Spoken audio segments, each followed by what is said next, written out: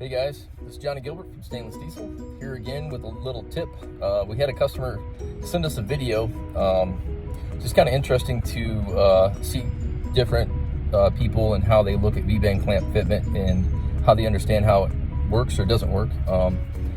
These people are mechanics and whatnot, so they're wrench turners, and I was confused as to how they didn't understand how a V-band clamp worked or how it was supposed to be installed. So here's a quick video. I'll give you like an example of what they sent us, and I'll give you a quick fitment video here, and let me know what you think. If you got any questions on any of that stuff, we do a lot of V-band clamps. We machine flanges here at the shop. We bolt turbos on that 4-second Pro Street truck, and we can maybe give you some tips and tricks. Let me know if you got any questions, and check it out. Let me know what you think. And here we go. All right, so closed all the way. Close it all the way. Close it all the way. No, it's like... And then this is not enough room to fit any other exhaust flange in here, so it's not wide enough and it's not small enough to fit over this. All right, so we got V-band installation 101 here. So if you put the V-band on the pipe, obviously it goes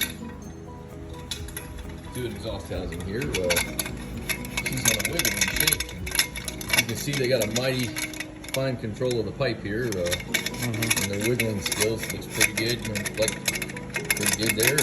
Let's see what it looks like when you put it on the old actual application here. And,